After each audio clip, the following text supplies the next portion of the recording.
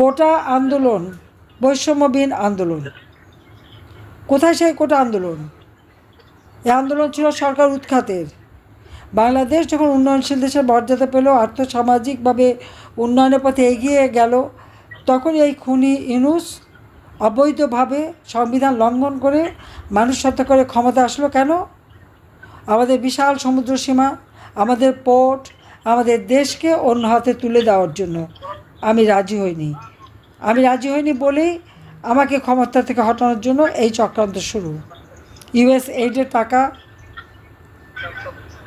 Deep এস্টেটের টাকা, ধনকুবের স্রোতের টাকা, আর ইউনূস ক্ষমতা ৬,০০০ টাকা বেতনের গ্রামীণ ব্যাংকের একজন এমডি ৯০ সালে চাকরি পেল। রাতারাতি তার আঙুল ফুললে কলা গাছ হয়ে গেল। ৯৬ সালে আমি তাকে গ্রামীণ ফোনের ব্যবসাটা দিয়েছিলাম এবং গ্রামীণ ব্যাংকে ৪০০ কোটি টাকা করে এই ব্যাংক শক্তিশালী করে দিয়েছিলাম। সে একটা এমডি ছিল, সরকারি বেতন পেত। আমার প্রশ্ন, প্যারিসে যারা আছেন তাদের কাছে প্রশ্ন, প্যারিসে তো ইউনূসের অনেক সম্পত্তি, তার বাড়ি আছে, দুটি ব্যাংকে তার অংশীদারিত্ব আছে, তার আরও অনেক বিনিয়োগ আছে। আপনারা কি একবার খুঁজে বের করেছেন যে এই বিনিয়োগটা কোথায়? আপনারা কি প্রশ্ন তুলেছেন এত টাকা কোথা থেকে তার আসলো, যে সে এখানে বিলিয়ন বিলিয়ন ডলার সেখানে সে বিনিয়োগ করলো?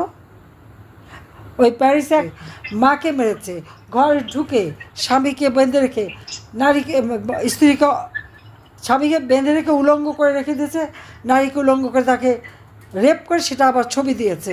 এই তো ইউনূস রাষ্ট্র চালাচ্ছে।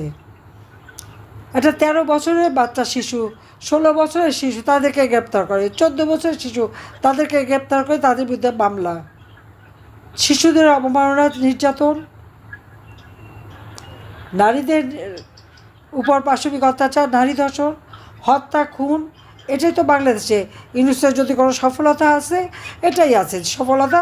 নারী শিশু ধর্ষণ, সেই ১৩ বছরের শিশু থেকে শুরু করে সব দলের সব বয়সের নেতাকর্মীদের গ্রেপ্তার, তাদেরকে মানুষ হত্যা করা, নির্বিচারে হত্যা করা। আর যারা এই হত্যার সাথে জড়িত, মেট্রো রেল, তারপরে বিটিভি ভবন, সেতু ভবন, সড়ক ভবনে যারা আগুন দিয়ে পুড়িয়েছে, তারা হলো হিরো। এরা হলো জুলাই হিরো। আগুন দিয়ে পোড়ানো, পুলিশ হত্যা করে পা বেঁধে ঝুলিয়ে রাখা, আওয়ামী লীগ হত্যা করে পা বেঁধে ঝুলিয়ে রাখা, নারী শিশু ধর্ষণ করা, এরা হয়ে গেছে গোপালগঞ্জে গণহত্যা করা, এরা হয়ে গেছে হিরো। আর তার হিরোদের রক্ষা করতে যেয়ে গোপালগঞ্জে আমার পাঁচটা মানুষের জীবন নিয়েছে, ৬,০০০ মানুষের বিরুদ্ধে মামলা দিয়েছে, প্রায় ৫ লক্ষ আওয়ামী লীগ নেতাকর্মীর বিরুদ্ধে মামলা, ৮,০০০ থেকে ৯,০০০ মানুষকে হত্যা করেছে, লাশ গুম করেছে। এখন বলে নদীতে মাছ পাওয়া যায় না, কিন্তু লাশ পাওয়া যায়। আর কত? দ্রব্যমূল্যের ঊর্ধ্বগতিতে মানুষের জীবনে নাভিশ্বাস উঠেছে। আজকে গণতন্ত্র নেই। আওয়ামী লীগ গণতান্ত্রিক সরকার, জনগণের ভোটে নির্বাচিত, আর ক্ষমতা দখল করেছে ইউনূস। কোনো জনগণের ম্যান্ডেট নাই, সাংবিধানিক ভিত্তি নাই। আজকে ক্ষমতা দখল করে চরমভাবে নির্যাতন চালাচ্ছে। আওয়ামী লীগকে নাকি নিঃশেষ করে দেবে। একটা দল যার ৫০%-এর উপরে সমর্থন, তাকে নিঃশেষ করে দেবে। এটা সব চরমভাবে ফ্যাসিস্ট। কাজে এর হাত থেকে দেশকে রক্ষা করার জন্য আন্তর্জাতিকভাবে আমাদের নামে যত মিথ্যা অপবাদ ছড়াচ্ছে, তার ওই এক চালা আছে দ্রিকের শহীদুল্লাহ, মিথ্যা সমস্ত ফিল্ম বানিয়ে ইউনিভার্সিটি থেকে শুরু করে সব জায়গায় দেখাচ্ছে যে অপকর্মগুলি ইউনূসের করা, সেগুলো আমাদের উপরে চাপাচ্ছে।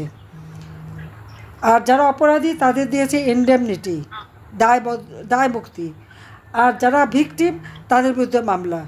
এই অবস্থা থেকে, এই অবিচারের হাত থেকে দেশকে রক্ষা করতে হবে, গণতন্ত্র প্রতিষ্ঠা করতে হবে, সকল বন্দীদের মুক্তি দিতে হবে, মিথ্যা মামলা প্রত্যাহার করতে হবে, চুরি, ডাকাতি, রাহাজানি, নারী ধর্ষণ, খুন, এগুলি বন্ধ করতে হবে। দেশের মানুষের অর্থনৈতিকভাবে আজকে মানুষ পঙ্গু হয়ে যাচ্ছে। দারিদ্র্যের হার ইউনূস খুব সফলভাবে 12% বাড়িয়েছে, অতি দারিদ্র্যের হার 10% বাড়িয়েছে, আর আমরা দারিদ্র্যের হার কমাই। কাজে এর হাত থেকে দেশকে রক্ষার জন্য এখানে যারা উপস্থিত সকলকে বলবো, প্রত্যেকে আপনারা যে এখানে আছেন, আপনাদের সেই প্রবাসে যারা প্রবাসীর নেতৃবৃন্দ তাদের কাছে এই তথ্যগুলি তুলে ধরেন।